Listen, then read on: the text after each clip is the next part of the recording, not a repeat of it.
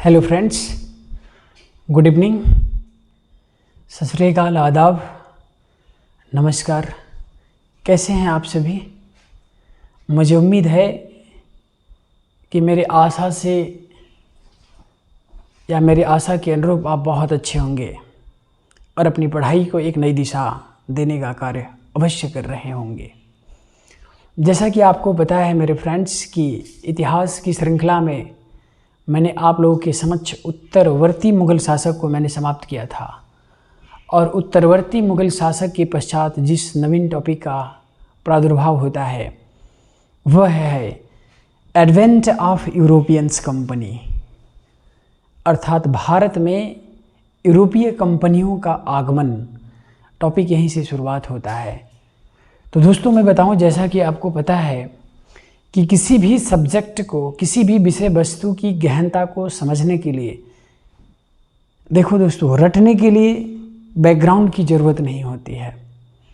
अगर आपको समझना है और समझ करके उसको जीना है, उसके लिए आपको बैकग्राउंड की अति आवश्यकता होगी ही। तो उसी अति आवश्यकता के क्रम में आज हम आपके समक्ष भारत में यूरोपीय कंपनियों के आगमन की शुरुआत करेंगे, लेकिन आज हम कोशिश करेंगे कि आपको पुर्तगाली तक लेके चले जाएं। पहले इसके पूरे बैकग्राउंड को समझना होगा। आपको जैसा दिख रहा होगा, पहले से ऑलरेडी मैप प्रिपेयर्ड था। तो वह मैप प्रिपेयर्ड होने का कारण क्या था? हमको पूरी पूर्व पृष्ठ, इसकी जो भी पूर्व पीठिका है, बैकग्राउंड है, पृष्ठभूमि है, उस पृष्ठभूमि को आपके समक्ष लाना था। और यही पृष्ठभूमि आपके 90% क्वेश्चंस का जवाब यहीं से मिल जाएगा कि भारत में क्या कारण था यूरोपीय कंपनियों के आगमन का। भारत में आने के पश्चात ही पुर्तगालियों ने भारत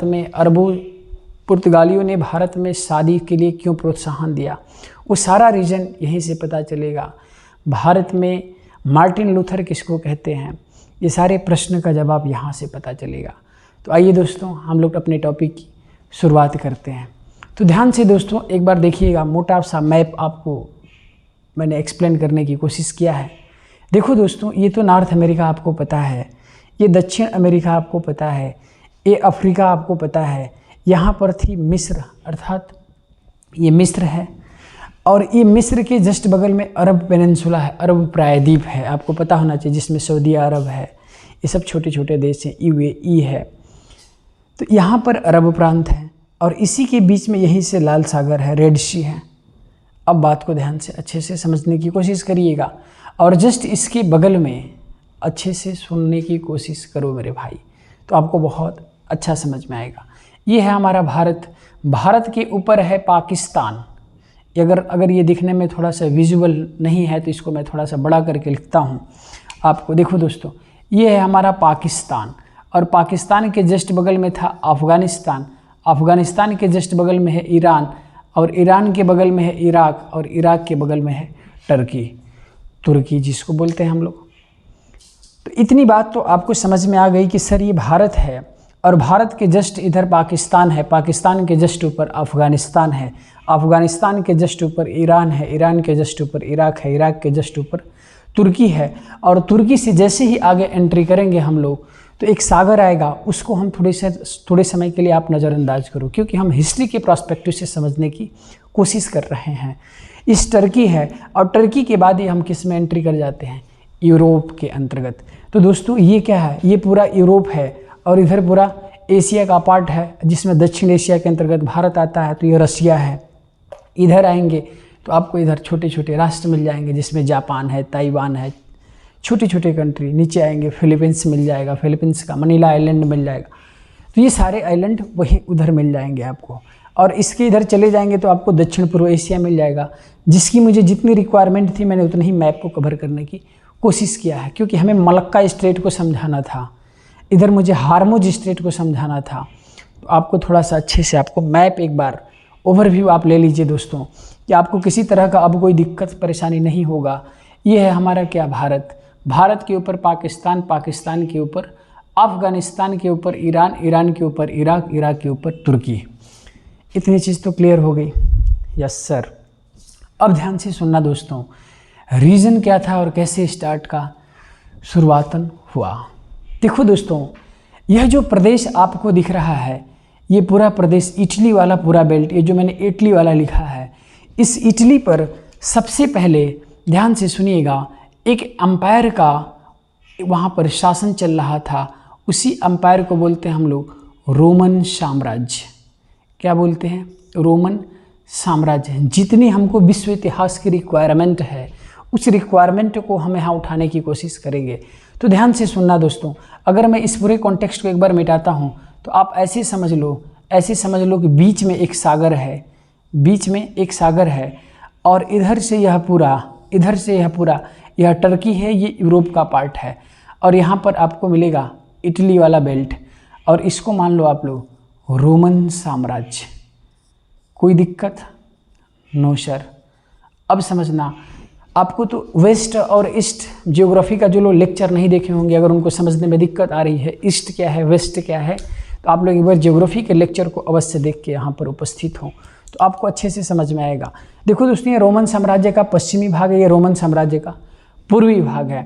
तो दोस्तों, इधर वाले भाग को पूर्वी साम्राज्य बोलते थे। ये रोमन साम्राज्य का पूर्वी हिस्सा है, और ये रोमन साम्राज्य का पश्चिमी हिस्सा है, वेस्टर्न पार्ट है। तो आपको इतनी समझ में कोई दिक्कत नहीं सर। यहाँ पर जब रोमन साम्राज्य का विघटन हुआ, अब एकदम ध्यान से सुनिएगा, तो ध्यान से सुनना, जब रोमन साम्राज्य छोटे छोटे टुकड़ों में टूटने लगा, तो एक रोमन साम्राज्य बना पश्चिमी और एक रोमन साम्राज्य बना पूर्वी। एकदम एक एक कॉन्सेप्ट को आपके दिमाग में मैं इसको इनहेल कर दूंगा। इसलिए देखो दोस्तों, सबसे पहले रोमन साम्राज्य का क्या हो रहा है?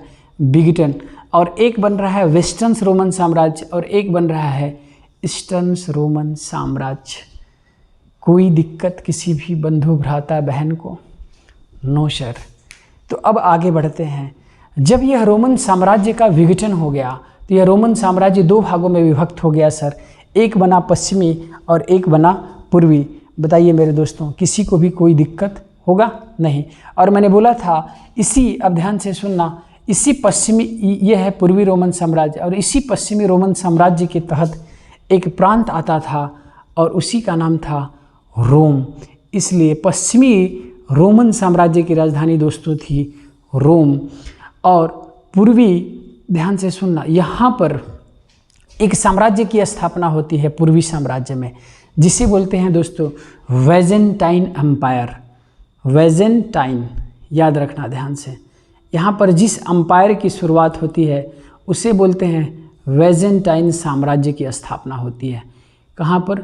पूर्वी साम्राज्य में, और इसी को हिंदी में हम लोग बोल देते हैं वेजेंतिया साम्राज्य। वेजेंतिया साम्राज्य की स्थापना होती है। और इस वेजेंतिया साम्राज्य की राजधानी कहाँ थी? तो कस्तूनतुनिया प्रांत में थी। अब अच्छे से आपको बहुत अच्छे से समझ में आ चुका होगा। यस सर, इतनी बात तो हमें समझ में आ चुकी है। ध्यान से सुनिए, बोलो मेरे भाई, अभी तक किसी को कोई दिक्कत? ध्यान से सुनो, ये था यहाँ पर यूरोप, ये यूरोप का पूरा कंट्री, इधर पुर्तगाल है, स्पेन है, फ्रांस है, जर्मनी है, ये सारा ऐसे कंट्री आएंगे। तो ये सारा जब भूगोल के अंतर्गत, जब विश्व भूगोल को हम लोग एक्सप्लेन करेंगे तो वहाँ एक्सप्लेन किया जाएगा। अभी आप इतना समझो कि दोस्तों, भारत का सबसे पहले व्यापार स्थल मार्ग से होता था। भारत का व्यापार यूरोप के माध्यम से, यूरोप से भारत का व्यापार किस तरह से संबंधित था, तो आपको यह बात अवश्य समझ में आ चुकी होगी कि सर, भारत का जो यूरोप से व्यापार संचालित होता था, वह यूरोप से व्यापार स्थलीय मार्ग से संचालित होता था। इसलिए अब ध्यान से आपको समझ में आ चुका होगा कि सर स्थलीय मार्ग क्या था। तो स्थलीय मार्ग मैंने अभी आपको थोड़ा सा एक्सप्लेन करने की कोशिश किया। ये देखो दोस्तों, ये है Pakistan, Afghanistan, Iran, Iraq, Turkey. इस मार्ग से भारत यूरोप में एंट्री करता था, और यूरोप में ही, इसी क्षेत्र में, यूरोप और इधर क्या है, ये सारे भाग। तो भारत का मार्ग कैसा था? ऐसा था। तो व्यापार तो होता था। अब ध्यान से सुनना, इसी के समय अरब वासियों, ये जो अरब के प्रांत हैं, ये भी भारत से क्या करते थे? व्यापार करते रहते थे, क्योंकि इनके पास तो कुछ साधन था। मिस्र का भी भारत से व्यापार होता था। आपको पता है कि मिस्र में, मिस्र की सभ्यता और इधर मेसोपोटामिया की सभ्यता, तो ये तो हम लोगों ने प्राचीन भारत के इतिहास में पढ़ा है कि मेलुहा तट की स्थापना का पता चलता है कि भारत का व्यापार मेलुहा तट से हुआ करता था। तो ये तो हमारा व्यापार प्राचीन काल से चला हुआ आ रहा है। तो उसी प्राचीन काल की श्रेणी में अगर हम देखें तो भारत का व्यापार मिस्र और अरब से तो पहले से स्थापित था ही। तो मिस्र से भारत व्यापार करता था, अरब से भारत व्यापार करता था। तो यह दोनों व्यापार तो पहले से ऑलरेडी भारत में चल ही रहे थे। लेकिन यूरोप के लिए भारत में किस चीज़ की ज़रूरत थी? स्थलीय मार्ग की आवश्यकता थी। और भारत से इसी मार्ग से भारत में क्या होता था? व्यापार। और ये दोस्तों क्या है? स्थलीय मार्ग है। अब ध्यान से सुनना दोस्तों, एक घटना, बहुत बड़ी मार्मिक घटना हो जाती है। और वह घटना यह हो जाती है कि इसी बैजेंटाइन साम्राज्य पर यहाँ पर एक टर्की प्रांत आपको दिख रहा होगा। यह टर्की आपको दिख रहा है ना? अब समझिएगा ध्यान से, एकदम आपको अच्छे से समझ में आएगा। इस टर्की को बोलते हैं दोस्तों ऑटोमन तुर्क। क्या बोलते हैं? ऑटोमन तुर्क। तो देखो दोस्तों, घटना यह घटी कि एकदम आसानी से टॉपिक्स अगर नहीं समझ में आएगा तो आप लोग मुझे एक्सप्लेन करने की कोशिश करिएगा या बताने की कोशिश ज़रूर करिएगा, नहीं तो किसी तरह से आपको समझने में हमेशा क्या होगी? दिक्कत होगी। तो बोलो मेरे भाई कोई दिक्कत? अब देखना दोस्तों, ये अगर भाग को अगर मैं ऐसे कर दूं तो एक था पूर्वी रोमन साम्राज्य और एक था पश्चिमी रोमन साम्राज्य। और पूर्वी रोमन साम्राज्य को ही हम यहाँ पर जिस साम्राज्य की स्थापना थी उसे हम बोलते हैं वेजेंटाइन साम्राज्य या वेजेंतिया साम्राज्य की स्थापना थी। इतने में किसी को कोई दिक्कत नहीं हुआ होगा। अब आते हैं आगे, समझने की कोशिश करते हैं। दोस्तों अगर आपको लगेगा कि ये इम्पोर्टेंट नहीं है तो अभी आपको खुल के सामने आएगा कि सर ये तो बहुत बड़ा इम्पोर्टेंट था कि हमें समझ में आज मेरी आँख खुली कि कैसे इतिहास को बहुत डेप्थ में जी करके पढ़ा जाता है। अब समझने की यहाँ कोशिश करो। पूर्वी साम्राज्य, पश्चिमी साम्राज्य, भारत का मार्ग स्थलीय मार्ग से यूरोप की तरफ से होता था। दोस्तों क्या हुआ कि इसी कस्तनतुनिया पर यही टर्की वाले इन लोगों को कहते हैं ऑटोमन तुर्क। क्या कहते हैं दोस्तों? ऑटोमन तुर्क। ऑटोमन तुर्कों ने, ध्यान से सुनिएगा, ऑटोमन तुर्कों ने 1453 ईस्वी में, ये घटना याद रखिएगा मेरे दोस्तों, ऑटोमन तुर्कों ने 1453 ईस्वी में इस पर क्या कर दिया? आक्रमण कर दिया। बोलो मेरे भाई, किसी तरह से आपको अब कोई दिक्कत? अब मेरे को ध्यान से सुनना, ये पूरी कंट्री, यह पूरा जो राष्ट्र था रोमन साम्राज्य, यह पूरा रोमन साम्राज्य मेरे दोस्तों किस भाग में विभक्त था? तो आपको समझ में आ चुका होगा कि सर यहाँ ईसाई का वर्चस्व था तो यहाँ पर इस्लाम का वर्चस्व था। टर्की में इस्लामिक कंट्री थी और यहाँ पर ईसाइयन कंट्री थी। अब ध्यान से सुनना, जब इस टर्की ने, जब इस यूरोप के इस रोमन साम्राज्य के वेजेंटाइन प्रांत पर जैसे ही आक्रमण करता है तो एक नई घटना का प्रादुर्भाव होता है। और वह नई घटना इतिहास में एक नए अध्याय की शुरुआत करती है।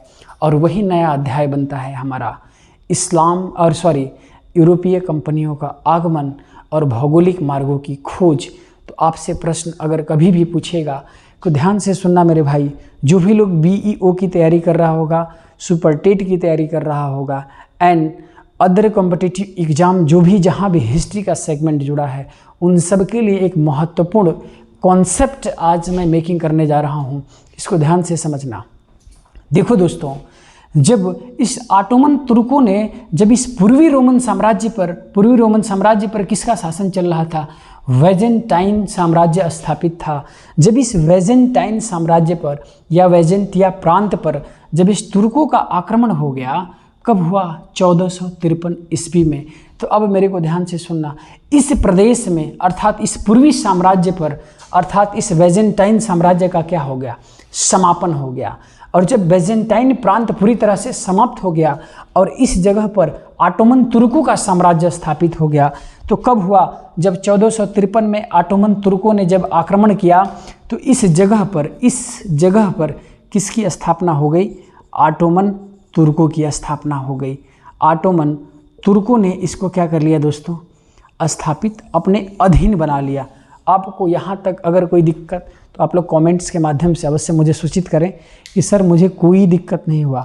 तो आपको अब समझना होगा थोड़े से आगे के कॉन्टेक्स्ट को ध्यान से। अब ध्यान से सुनिएगा दोस्तों, जब इस जगह पर ऑटोमन तुर्कों का आक्रमण हो गया तो अब ध्यान से एकदम कॉन्सेप्ट के साथ आपको समझना होगा। इसको मैं रफ करता रहूँगा, आपको समझाता रहूँगा, आप इसको कॉपी में जैसे जैसे मैं लिखूँगा वैसे वैसे आप इसको नोट करिएगा। आगे आने वाले भविष्य में मैंने बार बार बोला था, टीचर को आपको टीचर की ज़रूरत नहीं होगी, टीचर को आपकी रिक्वायरमेंट महसूस होने लगेगी। किस बंदे ने जिया नहीं है, पढ़ा नहीं है, सिर्फ एकदम डूब करके इसमें जिया है और उसी डूबने का परिणाम है कि आप इतिहास को रग रग में अपने बसा लेंगे। अब समझने की कोशिश करो। जब ऑटोमन तुर्कों ने 1453 ईस्वी में जब इस पूर्वी साम्राज्य पर आक्रमण करके अपने अधीन कर लेता है, अर्थात क्या हो गया, इस जगह पर किसका अधिकार हो गया, ऑटोमन तुर्कों का आक्रमण अधिकार हो गया। इसलिए अब ध्यान से सुनना, जब इस प्रदेश में ऑटोमन तुर्कों का आक्रमण हो जाएगा तो अब यहाँ पर जो लोग क्रिश्चियनिटी को मानने वाले होंगे, जो लोग ईसाई धर्म का अनुसरण कर रहे थे, यह पूरा यूरोप तो ईसाई धर्म का प्रसार कर रहा था, तो यहाँ पर भी तो ईसाई क्रिश्चियन होंगे ना। इसलिए यह ईसाई अपने धर्म की रक्षा के लिए इस प्रदेश से उठ करके कहाँ चले जाएंगे, इस प्रदेश की तरफ चले जाएंगे, पश्चिमी रोमन साम्राज्य की तरफ चले जाएंगे। तो यहाँ तक किसी को भी कोई दिक्कत नहीं हुआ होगा। तो आप लोग इसको उतार लीजिए दोस्तों, और मैं इस पर मिटाता हूँ तो एकदम अच्छे से आपको समझ में आएगा। हो गया क्या मेरे दोस्तों? अब ध्यान से सुनिएगा, इसको मैं मिटाऊं, अब आगे समझिएगा। देखो अब ध्यान से सुनना, जब इस रोमन साम्राज्य का, पूर्वी रोमन साम्राज्य पर जब वेजेंटाइन प्रांत का यहाँ पर जो साम्राज्य था, जब उस पर ऑटोमन तुर्कों का जब आक्रमण होता है, तो ऑटोमन तुर्कों के आक्रमण के पश्चात पूर्वी रोमन साम्राज्य में किसकी स्थापना होती है? आपको समझ में आया? स्थापना किसकी होगी? ऑटोमन तुर्कों का। और ध्यान से सुनो, जब इस पूर्वी रोमन साम्राज्य में किसकी स्थापना हो गई?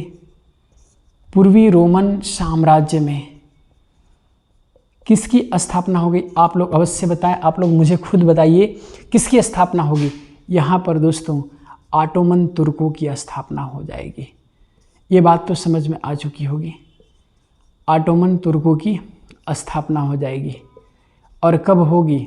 1453 ईस्वी में। अब ध्यान से सुनना, मैंने अभी आपको कुछ देर पहले बताया था कि पूर्वी रोमन साम्राज्य की राजधानी कस्तुनतुनिया थी, जबकि पश्चिमी रोमन साम्राज्य की राजधानी रोम में थी।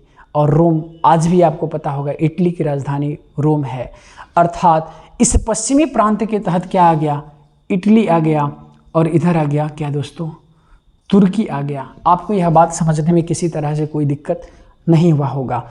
इसकी राजधानी कहाँ थी? इसकी राजधानी कहाँ थी? रोम थी। और इसकी राजधानी कहाँ थी? कुस्तुनतुनिया थी, कुस्तुनतुनिया में थी। अब ध्यान से सुना, यही कुस्तुनतुनिया आज वर्तमान का इस्तांबुल है। आज टर्की की राजधानी कहाँ है दोस्तों? इस्तांबुल। इसी को उसने बसा लिया। अब ध्यान से सुनना, यह टर्की का कुछ भाग एशिया में है ना, कुछ भाग कहाँ है? यूरोप में। इसलिए पूरे विश्व का एक ऐसा राष्ट्र जो 2 महाद्वीपों में एंट्री मारा हुआ है, तो वह है टर्की। आपसे कभी भी भूगोल के अंतर्गत यह प्रश्न पूछेगा तो आपको किसी तरह का दिक्कत होगा क्या? यह कब किया सर? मैंने बता तो दिया आपको कब किया। 1453 ईस्वी में ऑटोमन तुर्कों ने पूर्वी रोमन साम्राज्य में जिस साम्राज्य की स्थापना थी वेजेंटाइन प्रांत को पराजित करने के पश्चात पूर्वी साम्राज्य में अपनी स्थापना करता है। और अपने स्थापना करने को क्या बोलते हैं मेरे दोस्तों? इसी कुस्तुनतुनिया को इन लोगों ने अपनी क्या बना लिया? राजधानी। अब मेरी बात को ध्यान से सुन लोगे तो बहुत अच्छा होगा। ये देखो दोस्तों, ये यूरोप था। अब इस जगह पर, ये वाले प्लेस पर ध्यान से सुनना, इस मार्ग से, अगर इस मार्ग से भारत का व्यापार होता था तो इस जगह पर जो यूरोप में घुसने की जगह थी वह किसके अधीन आ गई? तुर्की के अधीन। बात समझ में आया क्या? ऑटोमन तुर्कों के अधीन चला गया। और जब यह, अब ध्यान से सुनना, जब 1453 ईस्वी में ऑटोमन तुर्कों की स्थापना, पूर्वी रोमन साम्राज्य पर ऑटोमन तुर्कों की स्थापना हो चुकी। कब? 1453 ईस्वी में। और जब 1453 ईस्वी में हो चुका तो इसने अपनी राजधानी कहाँ बनाई? कुस्तुनतुनिया। कुस्तुनतुनिया। तो इसने कुस्तुनतुनिया पर क्या कर लिया? अधिकार कर लिया। और जब ध्यान से सुनना, जब यह कुस्तुनतुनिया पर अधिकार कर लेगा, जब यह इस प्रदेश की राजधानी, इस साम्राज्य की राजधानी कुस्तुनतुनिया पर जब यह अधिकार कर लेगा, जब इस कुस्तुनतुनिया प्रांत को अपने अधीन बना लेगा, तो पूर्वी रोमन साम्राज्य जब टर्की के अधीन आ गया तो मेरे दोस्तों यूरोप से व्यापार करने का रास्ता क्या कर दिया? ब्लॉक। समझ में आपको बहुत अच्छे से आया होगा कि यस सर, इस फिगर से इतनी तो बात समझ में आ गई कि यह टर्की जो पहले यहाँ पर था और यह पूरा यूरोप था, इसी मार्ग से व्यापार होता था। लेकिन ऑटोमन तुर्कों ने जब पूर्वी रोमन साम्राज्य पर जब अटैक कर लिया तो यह मार्ग पूरी तरह से, जब इसके अधीन यह पूरा मार्ग आ गया, तो अब मेरे को बताओ कैसे जाएंगे? कोई संभावना, पॉसिबिलिटीज़ थी? और यह जो स्वेज नहर है, उस समय तो स्वेज नहर खुली भी नहीं थी, तो कैसे जाएंगे? इसलिए मेरी बात को ध्यान से अब समझने की कोशिश अवश्य करना। यहाँ तक किसी भी मेरे बंधु भ्राता को कोई भी दिक्कत अगर हुआ हो तो ये मेरी कमी है। अगर आप लोग समझ लिए तो ये आप लोगों की अच्छाई है। ये मेरी अच्छाई नहीं, ये आप लोगों की अच्छाई है। लेकिन आप लोग नहीं समझ पा रहे हैं तो मेरी यह कमी है। इस बात को मैं स्वीकार करता हूँ। तो बोलो मेरे भाई, इतने में कोई दिक्कत? अब ध्यान से सुनना, जब कुस्तुनतुनिया पर अधिकार कर लिया तो कुस्तुनतुनिया पर अधिकार के पश्चात क्या हो गया? रास्ते ब्लॉक हो गए। और जब रास्ते ब्लॉक हो गए तो व्यापार करना क्या हो गया?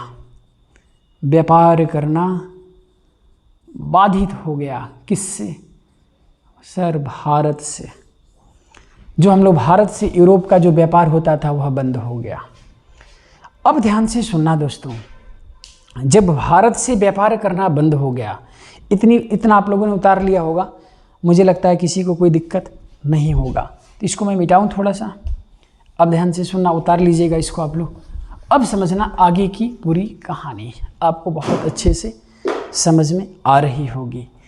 देखो दोस्तों, मैंने आपसे पहले एक्सप्लेन किया था कि जब इस प्रांत में ईसाई कम्युनिटी रहती थी, ईसाई लोग सबसे ज़्यादा रहते थे, और इस पर इस्लाम का जब अटैक होगा, तो जब इस्लाम का इस प्रदेश में अटैक होगा तो ये बताओ, ये जाएंगे तो अपने इस्लाम का प्रचार प्रसार तो करेंगे, और वहाँ पर ईसाई कम्युनिटी क्या इस्लाम को स्वीकार करेगी?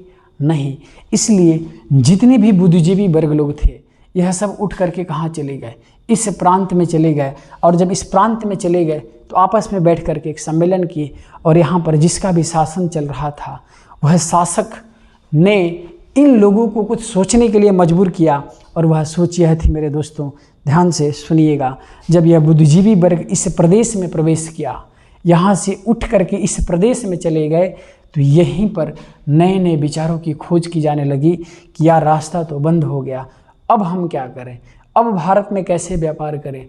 इसलिए जब इस जगह पर गए तो अब आपको ध्यान से सुनना होगा। इसको मैं पूरा मिटाता हूँ एक बार, आपको बहुत कंठस्थता के साथ यह मैप समझ में आ चुका होगा, इसलिए अब ध्यान से सुनिएगा।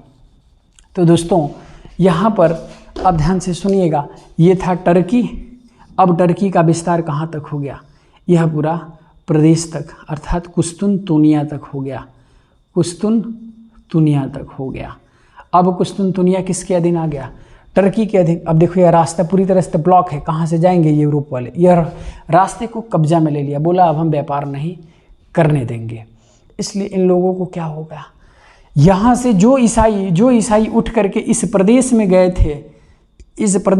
थे, और दोस्तों यहीं पर एक प्रांत है यूरोप का, उसी को बोलते हैं हम पुर्तगाल, और यहीं पर एक प्रांत है जिसको बोलते हैं हम स्पेन। आपको बात समझ में आ चुकी होगी अब। तो सर आगे क्या कहानी हुआ बताओ? सुनने में बहुत मज़ा आ रहा है कि कैसे टर्की ने अपने साम्राज्य का विस्तार करते हुए यूरोप में एंट्री कर गया, और यूरोप में कुस्तुनतुनिया को ही आज का इस्तांबुल कहते हैं। ये बात तो समझ में आ चुकी सर। तो आगे बता दें तो सुन लीजिए आप, आगे क्या घटना घटती है। जब इस प्रदेश में जब जाते हैं, जब यहाँ के बुद्धिजीवी आपस में बैठते हैं तो नए नए विचार पैदा होते हैं। अर्थात इस रास्ते के ब्लॉक होने से नवीन विचार पैदा हुआ, और वह नवीन विचार ही मेरे दोस्तों पुनर्जागरण कहलाया।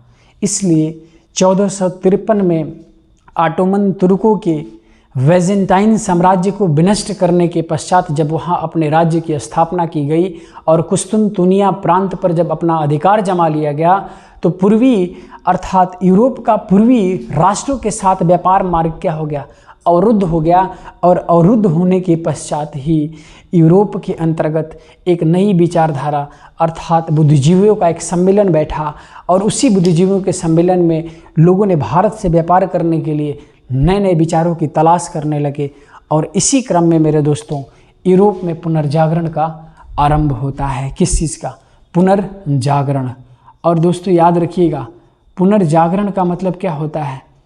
पुनर्जागरण का मतलब क्या होता है, इतना आप जानना अभी इतना समझो कि पुनर्जागरण का सेंस सिर्फ इतना है कि नए नए विचार का आना, बुद्धिजीविता का एक क्लाइमेक्स लेवल आपको दिखने को मिलेगा।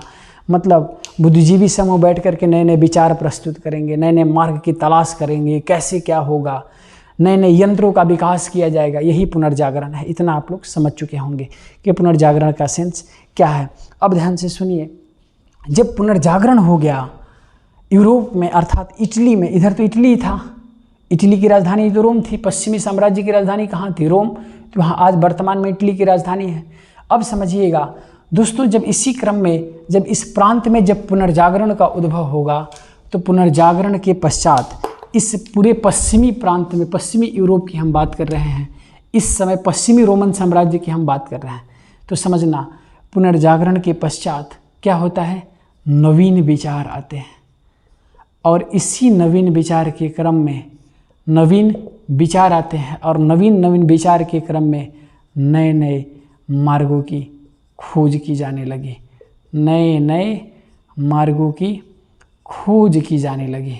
अब एक बात तो समझ में आ गई कि सर नए मार्गों की खोज तो थी, तो सर क्या ऑटोमन साम्राज्य के कुस्तुनतुनिया प्रांत पर अधिकार के पश्चात ही नवीन मार्गों का खोज हुआ?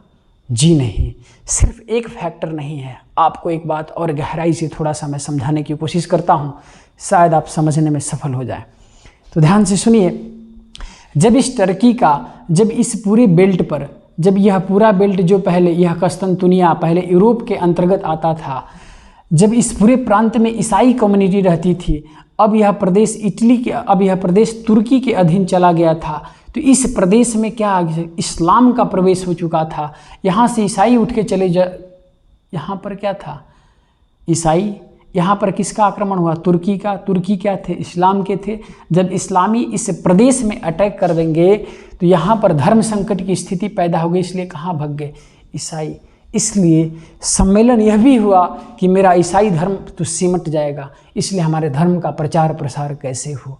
इसलिए मेरे दोस्तों ऑटोमन साम्राज्य की स्थापना के पश्चात ही नए नए मार्गों की खोज के साथ साथ इन लोगों के अंदर एक विचार यह भी आया कि मेरे ईसाई धर्म का प्रचार प्रसार कैसे होगा, क्योंकि हमारा प्रांत किसी और के अधीन चला गया, टर्की के अधीन चला गया, और टर्की तो एक इस्लामिक कंट्री था। इसलिए जब इस्लाम का इस पर प्रभाव स्थापित हो गया तो इन लोगों के धर्म संकट की स्थिति खड़ी हुई, और धर्म संकट की यह स्थिति ने ईसाईकरण को अर्थात ईसाई धर्म को बढ़ावा देने के लिए एक मार्ग प्रशस्त किया। और ईसाई धर्म को बढ़ावा देने के क्रम में भी क्या हुआ? नए नए मार्गों की खोज हुआ। आपको यह बात समझ में आ चुकी होगी। अभी मैं आगे आपको समझाऊंगा कुछ ही समय बाद कि भारत में आने वाला प्रथम पुर्तगाली अगर गवर्नर के रूप में आता है, वायसराय बन के आता है, तो वो फ्रांसिस डी अल्मेडा आएगा। फ्रांसिस डी अल्मेडा के बाद भारत में अल्बुकर्क आएगा। और ध्यान से सुनना दोस्तों, अल्बुकर्क ने ही भारत में स्त्रियों से शादी करने के लिए प्रोत्साहित किया था, अर्थात अपने धर्म का प्रचार प्रसार करना उन लोगों का प्राथमिक उद्देश्य होगा। लेकिन प्राथमिक उद्देश्य क्या था? व्यापार करना। लेकिन व्यापार के साथ साथ एक संकट पैदा हो गया कि इस्लाम ने मेरे क्षेत्र को कब्जा किया, इसलिए हम अपने ईसाई धर्म का प्रचार प्रसार और करेंगे, मेरा ईसाई धर्म और प्रफुल्लित और खिलेगा। ये बात आपको समझ में आ चुकी होगी। तो अब समझना दोस्तों, नए नए मार्गों की खोज होती है, और इसी नए नए मार्गों की खोज में ध्यान से सुनना, एक संकट पैदा हो गया कि क्या होगा। नए नए मार्गों की खोज स्टार्ट हो गई और नए नए मार्गों की खोज में ध्यान से सुनिएगा, अब यहीं से आपको कॉन्सेप्ट हम समझाने की कोशिश करते हैं। देखो दोस्तों, जब नवीन मार्गों की खोज का प्रारंभ होगा तो ये बताओ समुद्र के किनारे तट पर कौन है? पुर्तगाल। और इस मामले में पुर्तगाल और स्पेन सबसे ज़्यादा आगे थे। और इधर आपको पहले से क्या दिख रहा होगा? पुर्तगाल। इसलिए भारत में आने वाला पहला कंपनी कौन होगा? बताइए। पुर्तगाली थे। तो क्यों थे? इस क्यों का मतलब आपको समझना है मेरे दोस्त, सिर्फ रट के नहीं आना। यस सर, आज समझ में आए कि भारत में पुर्तगाली ही क्यों आए। क्योंकि समुद्र के तट पर अवस्थित था और रोमन साम्राज्य का सबसे ज़्यादा बुद्धिजीवी वर्ग इसी प्रदेश में बस आ करके यहाँ से बस चुके थे। और यहीं पर एक कॉन्फ्रेंस के तहत यह बात का निर्णय लिया गया कि किस प्रकार से नए नए भौगोलिक मार्गों की खोज की जाए। क्यों भौगोलिक मार्ग? क्योंकि यह मार्ग अवरुद्ध हो चुका था। और किस प्रकार से इस प्रदेश में जो इस्लाम का संकट आ चुका है, किस प्रकार से अपने धर्म का प्रचार प्रसार किया जाए। यह दो इम्पोर्टेंट रीजन थे। तो मेरे दोस्तों, अगर आपसे कभी भी प्रश्न, अगर ऑब्जेक्टिव में कभी आयोग सनकता है ना, तो वो इतना डेप्थ में लेके जाता है कि उसका खुद आयोग के लोग जो बनाते हैं वो भी उसका आंसर नहीं खोज पाते हैं। तो इसका एक वजह है कि कभी आयोग अगर सनक करके इस टाइप के प्रश्न को उठाने की कोशिश भी करने लगा कि भारत में यूरोपीय कंपनियों के आगमन का सर्वप्रमुख कारण था नए ऑटोमन साम्राज्य का उस पर आक्रमण, नवीन मार्गों की खोज के पश्चात भारत का उदय, या धार्मिक प्रचार प्रसार करना, इस टाइप से अगर प्रश्न बन गया तो क्या करेंगे आप? इसलिए अपने प्रश्नों के होड़ को बढ़ाइए। और ये बैकग्राउंड आपको नहीं पता चलेगा तो फिर कभी याद नहीं होगा। तो समझिए दोस्तों, इतनी बात आपको कोई समझने में अगर दिक्कत है तो आप लोग बताइए, नहीं तो इसी को आप लोग तुरंत कॉपी कर लीजिए दोस्तों, या तो इसको आप लोग स्क्रीनशॉट ले लीजिएगा। मुझे लगता है आपको समझ में आ चुका होगा। बोलो मेरे भाई, किसी को कोई भी प्रॉब्लम नहीं हुआ होगा? तो ध्यान से सुनिएगा दोस्तों। देखो, अब अच्छे से समझना होगा। तो इसी पुर्तगाल के सरकार ने, अर्थात आपस में बैठ कर के लोगों ने निर्णय लिया कि नवीन मार्गों की खोज किया जाए। तो दोस्तों, यह जो क्षेत्र है यह अटलांटिक ओशन है। क्या है? अटलांटिक महासागर है। बोलो सही है या गलत? बोलो गलत है या सही? सही है सर। ये अटलांटिक ओशन है। और अटलांटिक ओशन का आकार देखो कैसा है, यस टाइप का। तो ये भी कई बार प्रश्न में पूछा है कि अटलांटिक ओशन का आकार कैसा है, यस प्रकार का। तो ये सारे सब जब ज्योग्राफी करेंगे तो वहाँ हम लोग कवर करेंगे। अब समझना मेरे दोस्तों, इसी क्रम में इसी पुर्तगाल से, यह लास्ट वाला क्या है आपको अब समझ में आ चुका होगा। अब मैं थोड़ा इसको अच्छे से क्लीन करके आपको समझाने की कोशिश करता हूँ। अब आपको बात तो सर समझ में आ चुकी कि सर यहाँ पर पुर्तगाल था और यहाँ पर स्पेन था, यह पुर्तगाल था। इधर की कहानी समाप्त करो अब, क्योंकि वह कब्जा कर चुके, अब वो शांत हो जाओ। अब इन लोगों के अंदर पुनर्जागरण का उद्भव होगा। जब नए नए विचार आएंगे तो भौगोलिक मार्गों की खोज होगी, धर्म का प्रचार प्रसार होगा। इसी में एक कुतुबनुमा का विकास होगा। कुतुबनुमा आप लोग समझते होंगे, दिशा सूचक यंत्र। जब नए नए विचार आएंगे तो नए नए यंत्रों का विकास होगा। इसी समय कुतुबनुमा का विकास हुआ जो दिशा सूचक दे रही थी। तो इसी क्रम में इसी पुर्तगाली के लोगों ने भेजा कि जाओ तुम भारत की खोज करके आओ। तो यहाँ से एक व्यक्ति आता है, अब एकदम अच्छे से सुनिएगा। यहाँ से एक व्यक्ति आता है और ये इधर न जाने की बजाय किधर चला गया? इधर चला गया मेरे दोस्तों, इधर इस क्षेत्र की तरफ आ गया। और इस क्षेत्र का नाम क्या है? यह पूरा प्रदेश क्या है? इधर क्या है? इधर आपको दिखेगा प्रशांत महासागर। क्या दिखेगा? प्रशांत महासागर। आपको यह बात समझ में आ चुकी होगी। अब ध्यान से सुनना, जो व्यक्ति पुर्तगाल से सबसे पहले उठ करके आता है और वो दक्षिण अमेरिका के तट की सबसे पहली खोज करता है, और इस दक्षिण अमेरिका तट की खोज करने के पश्चात जैसे ही आगे बढ़ा वैसे एक विशाल समुद्र उसे दिखता है। और इसने क्या बोला कि यार इधर एक विशाल समुद्र है। देखो दोस्तों, यूरोप में शांति और अशांति का तात्पर्य सिर्फ व्यापार से होता था। जिस मार्ग पर व्यापार होता था उसे अशांत मार्ग बोलते थे, और जिस मार्ग पर व्यापार बिल्कुल नहीं होता था उसे शांत बोलते थे। इसलिए एक व्यक्ति आया और इस व्यक्ति का नाम है दोस्तों मैगलेन। क्या नाम है? मैगलेन। याद रखिएगा मेरे दोस्तों, पुर्तगाल से सबसे पहले एक व्यक्ति उठा। क्यों उठा? तो ये बात आपको कहानी पीछे की पता है। जब इस व्यक्ति ने उठा और उठ करके इस क्षेत्र की तरफ चला गया और दक्षिण अमेरिका के तट के सहारे घूमते हुए गया, तो आगे उसने क्या देखा? प्रशांत महासागर। लेकिन उस समय प्रशांत महासागर जैसा कोई अवधारणा नहीं था। इसने कहा, ओ माय गॉड, कितना शांत महासागर है। इसीलिए मेरे दोस्तों इसका नाम क्या पड़ा? प्रशांत महासागर। और इसी दक्षिण अमेरिका के तट पर आप लोग जाएंगे तो एक मैगेलन जल संधि है, इसी के बेसी व्यक्ति के नाम पर पड़ा मैगेलन स्ट्रेट। तो बात समझ में आपको आ चुकी होगी कि सर आज समझ में आया कि यह दक्षिण अमेरिका का खोज किसने किया? मैगेलन ने दक्षिण अमेरिका के तट पर पहुंच करके प्रशांत महासागर की संज्ञा दिया। इसीलिए यहाँ पर एक संधि पाई जाएगी, जल संधि, मैगेलन स्ट्रेट। आप लोग देखिएगा, ज्योग्राफी जब स्टार्ट करेंगे तो वहाँ इसको हम कन्फर्म करेंगे। अब मेरे को दोस्तों जब इधर चला गया तो लोगों ने कहा, यार तुमको हम भेजे थे भारत की खोज करने, तुम कहाँ चले गए? फिर दूसरे व्यक्ति की फिर तलाश में फिर भेजते हैं। अब ध्यान से सुनिएगा दोस्तों, यहाँ से एक और व्यक्ति उठ के आता है और ये व्यक्ति सही दिशा पे गया और जा कर के यहीं पर रुक गया। एकदम आसानी से आपको समझ में आ रहा होगा। बोलो मेरे दोस्तों, कोई दिक्कत आपको? यह व्यक्ति जब इस प्रदेश में आकर के रुक जाता है तो दोस्तों मेरे, यह अफ्रीका है पूरा, और ये अफ्रीका का नीचे वाला भाग दक्षिण अफ्रीका कहलाता है। और इसी दक्षिण अफ्रीका के निम्नतम भाग को हम लोग कहते हैं दोस्तों केप ऑफ गुड होप। क्या कहते हैं आप लोग? मैं थोड़ा इसको ऊपर लिख दूं, कोई दिक्कत नहीं होना चाहिए। इसी को मैं ऊपर लिख रहा हूं, आप थोड़ा अच्छे से समझ जाइएगा। Cape of Good Hope. क्या कहते हैं? Cape of Good Hope. अर्थात इसी को हिंदी वाला याद रखिएगा, क्योंकि हम लोग तो हिंदी के हैं, इसलिए इसको हिंदी में याद रखेंगे, उत्तमाशा अंतरीप। ठीक है, अब ध्यान से सुनना। जब यह व्यक्ति आया तो इस व्यक्ति ने जब इस तट पर गया, और उस व्यक्ति का नाम मैं बता दूं, बार्थोलोमा डियाज। नाम याद रखिएगा। क्या नाम था दोस्तों? Bartholomew Diaz.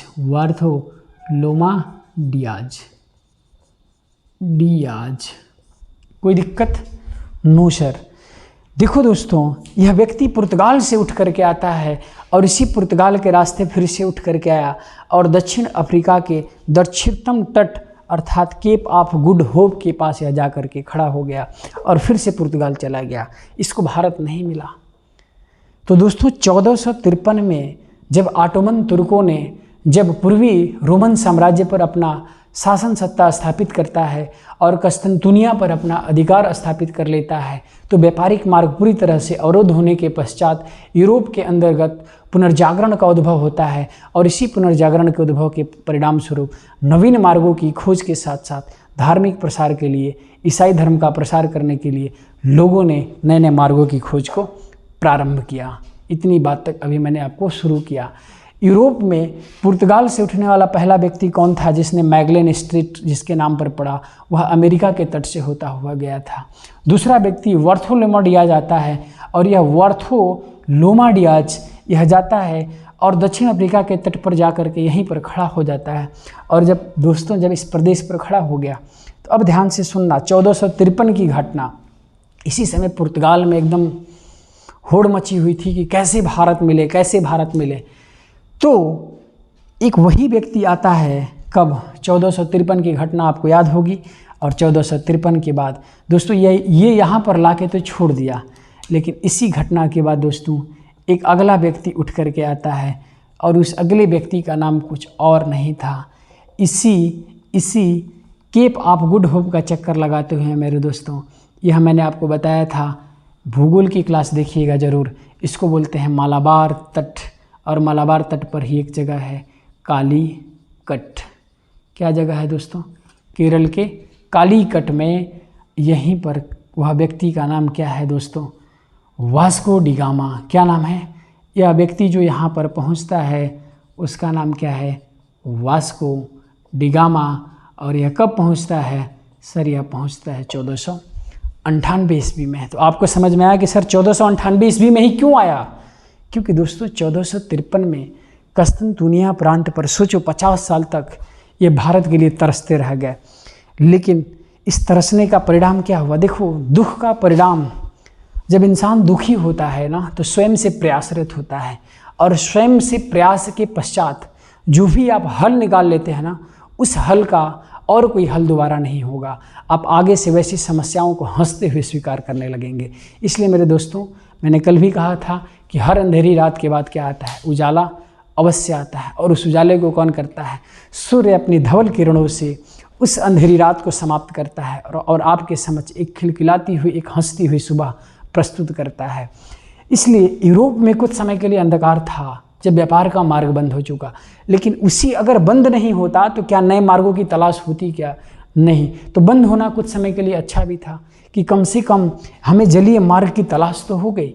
यह जलीय मार्ग नहीं, पहले हम ऐसे ही व्यापार करते थे, व्यापार में हमें खर्च भी ज़्यादा लगता था, टाइम टेकिंग प्रोसेस था। दोस्तों सोचो, यहाँ जाना है हमको, टर्की पार करो, इराक पार करो, ईरान पार करो, अफगानिस्तान पार करो, पाकिस्तान पार करो, तब तो हम भारत आएंगे। टाइम टेकिंग प्रोसेस था। इसी क्रम में मेरे दोस्तों, जब यह 1498 ईस्वी में वास्को डी गामा जब भारत में एंट्री कर जाता है, तो आपको, मुझे लगता है दोस्तों, अब किसी तरह से कोई दिक्कत नहीं हुआ होगा। बोलो मेरे भाई, कोई दिक्कत नहीं हुआ होगा। और यहाँ आया, और जैसे ही आया, अब एकदम कहानी को अच्छे से सुनिएगा, जैसे ही इसके तट पर पहुँचा, यहाँ पर एक हिंदू शासक था, जमोरिन। मैंने हिंदू शासक नाम क्यों लिया? एक बार पीसीएस में प्रश्न पूछा कि काली कट के तट पर वास्को डी गामा को किसने स्वागत किया? और जिसने स्वागत किया वह था मुस्लिम शासक, हिंदू शासक, ईसाई शासक, अरबी शासक। तो समझ रहे हैं प्रश्न किस लेवल तक लेके जा रहा है? हम सिर्फ जमोरिन याद कर लेते हैं, और जमोरिन से हमको नाम से थोड़ा मोड़ा स्पष्ट हो रहा है कि मोमडन हो सकते हैं, मुस्लिम हो सकते हैं। लेकिन दोस्तों देखो, आयोग उस जगह पर बच्चों के साथ खेलता है जिस जगह पर आप खुद कन्फ्यूजन होते हैं। जमोरिन नाम सुनने के बाद अक्सर लोग क्या मारेंगे? मुस्लिम, लेकिन वह हिंदू शासक था, इसलिए मैं याद करा रहा हूँ। वास्को डी गामा जब 1498 ईस्वी में जब कालीकट पर पहुँचता है, और कालीकट पर पहुँचने के पश्चात जब इस जगह पर जमोरिन ने इसका क्या किया? भव्य स्वागत किया। भव्य स्वागत तो किया मेरे दोस्तों, लेकिन आपको मैं बता दूँ, जब यह भव्य स्वागत करेगा कौन? जमोरिन। किसका? वास्को डी गामा का। तो अरब से पहले से व्यापार चलता था कि नहीं चलता था? चलता था। मिस्र से चलता था कि नहीं चलता था? सर, चलता था। इसलिए अरब के व्यापारी और मिस्र के व्यापारी क्या करेंगे? इसका विरोध करेंगे, बोलेंगे ना, हम तो इसे व्यापार नहीं करने देंगे, क्योंकि यह मेरा अधिकारमय क्षेत्र है भारत, हम तुमसे पहले से व्यापार करते हैं, और तुम इन लोगों को, तुम भव्य स्वागत के साथ इनका भव्य स्वागत कर रहे हो। इसलिए अब आपको समझ में बिल्कुल पूरी तरह से स्पष्ट हो गया होगा कि अरब पहले से भारत से व्यापार करता था, मिस्र पहले से व्यापार करता था, और जब पुर्तगालियों का प्रवेश होगा तो सबसे पहले विरोध कौन करेगा? इन लोगों ने। वास्को डी गामा कुछ दिन रहा, लेकिन विरोध जारी था। विरोध के फलस्वरूप इसको समझ में नहीं आया, बोला यार ठीक है, कोई बात नहीं। कुछ ही दिनों में दोस्तों यह फिर से इसी मार्ग का अनुसरण करते हुए जाता है, और फिर से यहाँ जाता है, और यहाँ जाने के बाद फिर से अपने स्वराष्ट्र पुर्तगाल में प्रवेश कर गया। तो यहाँ से दोस्तों काली मिर्च और मसाला ले गया। अब आपको मैं ज्योग्राफी पढ़ाऊँगा दोस्तों, तो आपको मैं समझाऊँगा कि यह भूमध्य सागरीय जलवायु का बेल्ट है, और भूमध्य सागरीय जलवायु के क्षेत्र में ठंडी में वर्षा होती है। आप देखो, मेरी इस जुबान से भी प्रश्न आप देख लीजिएगा आया होगा कि ठंडी में बारिश कहाँ होती है? ठंडी में अक्सर बारिश नहीं होती है, लेकिन भूमध्य सागरीय जलवायु क्षेत्र में ठंडी में वर्षा होती है। इसलिए इस प्रदेश में लोग लीकर का ज़्यादा सेवन करते हैं, शराब का ज़्यादा सेवन करते हैं, और यह ठंडी प्रदेश इसलिए इनको गर्मी चाहिए, और मसालों से गर्मी पैदा होती है, इसलिए मसालों के व्यापार पर पहले फोकस्ड किया। और यहाँ से मसाला ही लेके जाएंगे क्योंकि गर्मी पैदा करना था। तो जब यहाँ से मसाला लेके गया तो दोस्तों आप खुद देखो, इतने बड़े मार्ग को फिर से वह रिटर्न क्या करता है, ऐसे लेकर के फिर से यूरोप में फिर से प्रवेश किया, अर्थात पुर्तगाल में फिर से प्रवेश करता है। और प्रवेश के पश्चात दोस्तों यात्रा का खर्च, यहाँ से जो भी व्यापार किया, इस व्यापार को फिर से इसी तरीके से लेके आया, और लेके आते आते फिर यहाँ गया और बेचा। और इसने कहा कि जितने में मैं वहाँ ख़रीदा, भारत से मैं इस माल को ख़रीदा था, और इस काली मिर्च और मसाले को मैं यहाँ लेके आया, और यात्रा का पूरा अगर खर्च भी मैं निकाल दूँ तो मुझे 60 गुना ज़्यादा लाभ मिला। कितना लाभ इसको मिला दोस्तों? 60 गुना ज़्यादा लाभ मिला। दोस्तों इस बात ने पूरे यूरोप में एक लहर सी पैदा कर दिया। ओ माय गॉड, मतलब इतने कम समय में यात्रा के खर्च को भी समाप्त करने के पश्चात तुम आए और यात्रा का खर्च निकालने के बाद भी तुम 60 गुना लाभ अर्जित कर लिए। कैसी क्या चीज़ है काली मिर्च में? इसलिए दोस्तों यूरोप में एक लहर सी उठ गई। तो या स्पेन क्यों खाली होगा? स्पेन बोला जाओ ना तुम भी भारत में खोज करो भारत की। लेकिन उस समय यंत्र इन लोगों तो किसी तरफ जा चुके थे और आ चुके थे। लेकिन हुआ मेरे दोस्तों यह कि स्पेन से एक व्यक्ति को भेजा गया और यह व्यक्ति था मेरे दोस्तों कोलंबस, और इसको भेजा था भारत और खोज दिया अमेरिका। क्या खोज दिया? अमेरिका। किसने खोजा? कोलंबस ने। और इसने कहा, स्पेन वासियों से कहा कि तुम लोगों ने क्यों भेजा था हमको? यहाँ पर क्या था? स्पेन वासियों ने किसको भेजा? कोलंबस को। किसको खोजने के लिए? भारत को खोजने के लिए, क्योंकि यह जा चुका था और इसने आग लगा दिया इधर कि 60 गुना ज़्यादा लाभ कमा के आया हूँ, वो भी भारत से, और वो भी यात्रा का खर्च समाप्त करने के पश्चात भी। तो ये बात तो किसी को आग लगा देगी ना, कितने कम समय में 60 गुना लाभ। सोचो 1 रुपया की वस्तु 60 रुपया में बेच दिया, मतलब इतना ज़्यादा उसको लाभ अर्जित हो गया।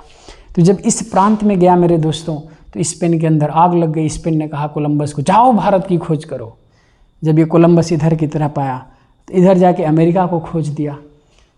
तो जब अमेरिका को खोज दिया तो इसको भेजा गया था इंडिया को खोजने के लिए। इसलिए अमेरिकन में जिस लोगों की खोज किया उसी को इसने क्या कह दिया? रेड इंडियन, क्योंकि इसको भेजा गया था इंडिया खोजने के लिए और इंडिया खोजा, इसीलिए इनका नाम क्या दे दिया? Red Indian. तो रेड इंडियन आज भी नॉर्थ अमेरिका में आपको पाए जाएंगे।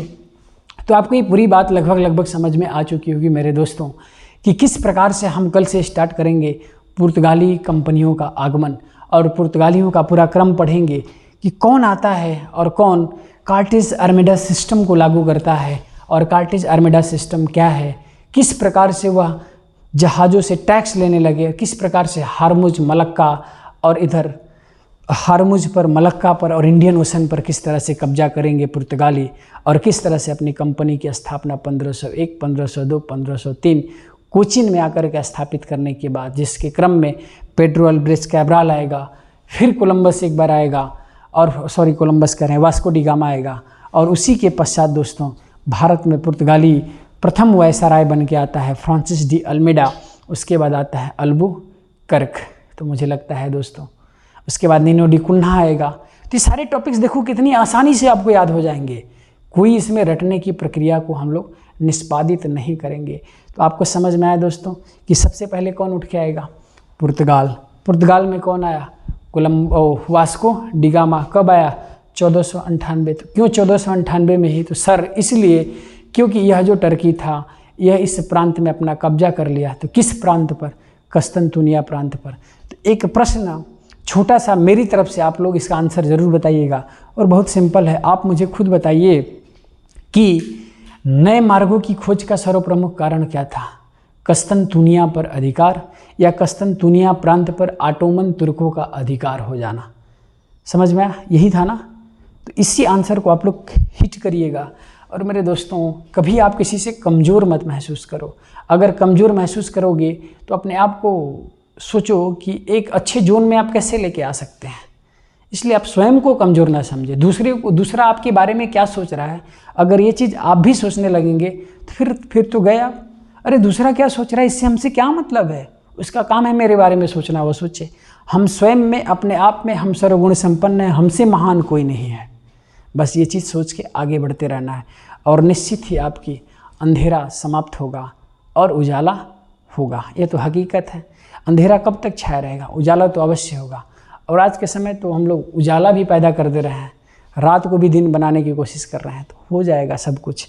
तो मुझे लगता है आपको पूरा चीज़ समझ में आ चुका होगा यहाँ तक, इस नए मार्गों की खोज ने क्या किया। और इसी क्रम में पुर्तगाली आएंगे। पुर्तगाली के बाद कौन आएगा भारत में? डच के बाद अंग्रेज के बाद डेनिश के बाद फ्रांसीसी। तो ऐसे हम लोग संकल्प करेंगे कि किस प्रकार से कौन आएगा, कौन कैसे। कंपनी लगाने का क्रम भी पूछता है आयोग, आने का क्रम भी पूछता है और जाने का क्रम भी पूछता है। तो सबसे पहले कौन आए थे? पुर्तगाली, इनको इतना मज़ा आ गया। इतना मज़ा क्यों आएगा मैं कल समझाऊंगा आपको, कि आए थे सबसे लास्ट में, सबसे पहले, और जाएंगे सबसे लास्ट में, तो आपको समझ में आया होगा। सबसे लास्ट में 1961 के आसपास गए थे गोवा से। ये सब जा नहीं रहे थे, इन लोगों को मन लग गया था, क्योंकि अल्बुकर्क जब भारत में आया था, थोड़ी सी कहानी बता दूं, जब अल्बुकर्क भारत में जब वायसराय बन के आया, इसीलिए अल्बुकर्क को भारत में पुर्तगालियों का वास्तविक संस्थापक माना जाता है। तो उस रीजन को आप लोग समझिएगा कल, क्योंकि वो आएगा तो बोलेगा कि अगर भारत पर स्थल के मार्ग पर, अगर स्थलीय क्षेत्र पर कब्जा करना, अगर भारत के अंदर से व्यापार वाणिज्य को सुगमता से बनाना है, तो भारतीय स्त्रियों से शादी कर लो। और शादी करेंगे तो आपको खुद पता है दोस्तों कि भारत में दामादों का क्या महत्व है। ठीक है, दामादों का आप लोग खुद महत्व समझ रहे हैं। जैसे आप लोग खुद सुने होंगे कहानी कि आप लोग राजपाल यादव को देखे होंगे, बहुत हंसते हैं, रात दिन हंसते हैं, लेकिन ससुराल में जाएंगे ना तो बहुत एटीट्यूड में रहेंगे। ठीक है ना, क्योंकि दामाद जी हैं। तो हर इंसान वैसे ही रहेगा। कपिल भी जाएंगे ससुराल में तो हंसते रहें, थोड़ेंगे नहीं, हंसते तो रहेंगे नहीं, वहाँ भी एटीट्यूड के ही साथ ही प्रस्तुत, एकदम लगेगा इनसे सीरियस कोई है ही नहीं। संसार के सबसे मतलब लोग यही सोचेंगे ना कि मेरी लड़की की मांग पर आसमान का सबसे सुंदर सितारा चमकता है, लेकिन उसके पीछे का राज तो कुछ और है ना। तो उसी तरह से अल्बुकर्क किस प्रकार से भारत में ईसाईकरण की नीति को आगे बढ़ाएगा और किस प्रकार से भारतीय स्त्रियों से पुर्तगालियों को शादी करने के लिए आगे बढ़ावा देगा। देखो दोस्तों, अपने साम्राज्य, जब मध्यकाल पढ़ेंगे तो हम आपको समझाएंगे कि मध्यकाल चाहे कोई भी काल हो, साम्राज्य विस्तार का सबसे अच्छा तरीका होता है शादी ब्याह। ऐसे कर लो। तो इस सब हम कल बात करेंगे दोस्तों, ठीक है। तो एक बार मैं फिर से आपसे कहना चाहूँगा दोस्तों कि बेस्ट आप लक, और आप लोग अच्छे से पढ़ाई करिए। किसी भी तरीके से कोई भी अगर कन्फ्यूजन्स क्रिएट होता है पूरे टॉपिक्स में तो आप मुझे बताने की कोशिश करिएगा। आज मैं इसकी भूमिका के तहत मैं आपको समझाने की कोशिश किया। कल मैं पूरी यूरोपीय कंपनियों के आगमन का जो भी है, पुर्तगाली है, डच है, उसके बाद अंग्रेज़ हैं, अंग्रेज़ के बाद डेनिश है, डेनिश के बाद फ्रांसीसी हैं, ये सारे हम कॉन्टेक्स्ट कल समाप्त करेंगे। और उसी के पश्चात हम स्टार्ट करेंगे दोस्तों बंगाल, या तो बंगाल स्टार्ट करेंगे या तो कर्नाटक वारी स्टार्ट करेंगे, दोनों में से कुछ भी स्टार्ट करेंगे, क्योंकि अंततः फ्रांसीसियों से लड़ाई होगा और वांडीवास का युद्ध होगा 1760 में, और 1759 में डचों के युद्ध को पराजित करके भगा देंगे सब अंग्रेज। तो ये सारी कहानी सब कल हम करेंगे। तो दोस्तों आई होप कि आपको ये वीडियो अच्छी लगी होगी। प्लीज़ दोस्तों इस वीडियो को आप लोग लाइक, शेयर एंड सब्सक्राइब अवश्य कीजिएगा। मैं आपसे इस उम्मीद के साथ आपको मैं दिल से गुड नाइट कहता हूँ। ओके दोस्तों।